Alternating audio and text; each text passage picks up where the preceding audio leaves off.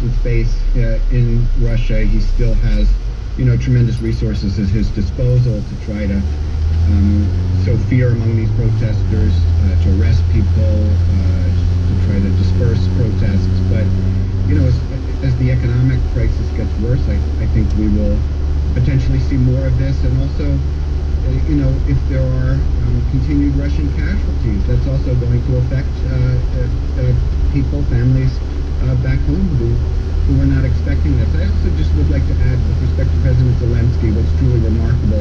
I think most people expected he and his government would at least go to Western Ukraine, if not create a government in exile outside of Ukraine, in a place like Poland or something like that. That would have been expected for the safety of the government. The fact that he chose not to do that also adds to how extraordinary this is, that he's staying in Kyiv, that he's with his population, he's with his troops. Compare that to Putin sitting 20 feet away from his closest advisors. The contrast couldn't be more stunning. And Putin, of course, is probably, I think we can pretty much say assuredly, trying to target Mr. Zelensky, and would like nothing more. I mean, as we sort of talk about decapitation of the government as an abstract term, I mean, he wants to eliminate the president of Ukraine and his government. Let me play another clip. And again, this is Ukrainian President Zelensky speaking today to the EU after accusing Russia of war crimes for bombing the city of Kharkiv. And this is edited for the sake of time. And again, the translation from CNN. We are fighting just for our land and for our freedom.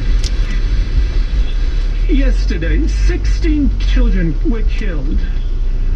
Again and again, President Putin is going to say that is some kind of operation and we are hitting a military infrastructure. Where are our children? What kind of military factors do they work at? What tanks are they going with? Or launching cruise missiles? He killed 16 people just yesterday. Picking up on that, and Alexander, the emotion that we're hearing there is from the translator translating what Zelensky said this morning to the EU. Again, can you just respond to what we're hearing?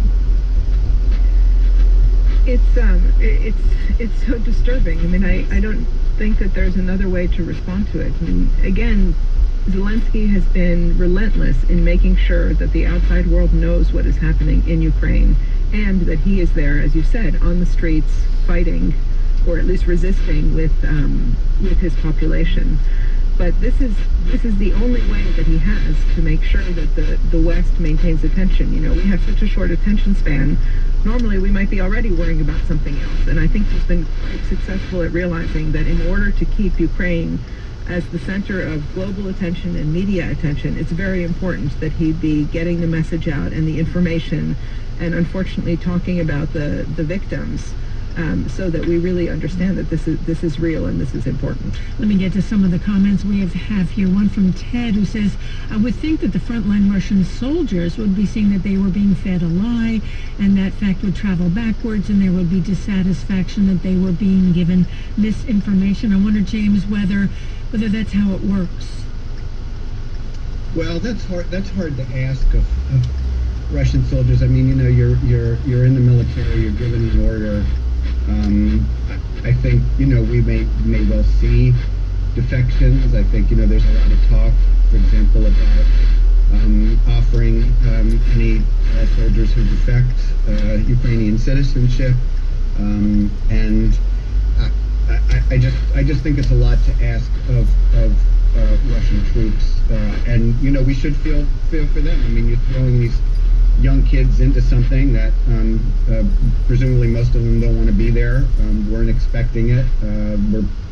We're told that they were going to have exercises in Belarus, and here they are shooting Ukrainians. And so I think that it must be very traumatic for them, and especially to see resistance from grandmothers and others, as you pointed out.